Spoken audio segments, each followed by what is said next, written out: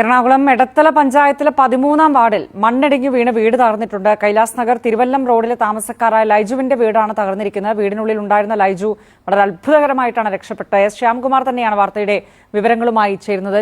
വൈകുന്നേരം ഏതാണ്ട് ഒരു 3 മണിയോടുകൂടി ഉണ്ടായ അപകടമാണ് ഇത് ലൈജു എന്ന ആളുടെ വീടാണ്. 2 വർഷം മുമ്പാണ് ലൈജു വീട് വെക്കുന്നത്. ഈ വീടിന്റെ സമീപത്ത് ഒരു മൺതിട്ടയോ അല്ലെങ്കിൽ കുന്നുപോലെയുള്ളൊരു ഭാഗമുണ്ടായിരുന്നു എന്നാണ് മനസ്സിലാക്കുന്നത്. കനത്ത മഴയിൽ മണ്ണ് അപ്പടി ഇടിഞ്ഞ് ഇങ്ങോട്ട് വീഴുകയായിരുന്നു. അടുക്കള ഭാഗവും ഒരു മുറിയും പൂർണ്ണമായിട്ടും തകർന്നു പോയിട്ടുണ്ട്. ആ വീടിന്റെ ഉള്ളിലേക്കൊക്കെ മണ്ണ് കയറിയിരിക്കുന്നത് നമുക്ക് ഈ ദൃശ്യങ്ങളിൽ കാണാനും കഴിയും. താമസിക്കാൻ സാധ്യമല്ലാത്ത നിലയിലാണ് ആ വീടുള്ളത്. ഈ അപകടം നടക്കുന്ന സമയത്ത് ലൈജു വീടിനുള്ളിൽ ഉണ്ടായിരുന്നു.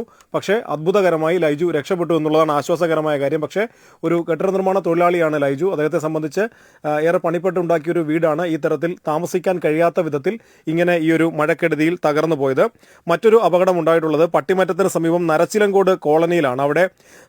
അവിടെ ഒരാളുടെ ഒരു തേക്ക് മരം മറിഞ്ഞു വീണ് ഒരു വീടിന്റെ മതിലിന് കേടുപാട് ഉണ്ടായിട്ടുണ്ടെന്നുള്ള വിവരം കൂടി വരുന്നുണ്ട്. ഇവിടെ ഇതര സംസ്ഥാന തൊഴിലാളികളുടെ കുടുംബമാണ് താമസിച്ചിരുന്നത്. നേരത്തെ തന്നെ അപകടകരമായ നിലയിലായിരുന്നു ഈ തേക്ക് നിന്നിരുന്നത്.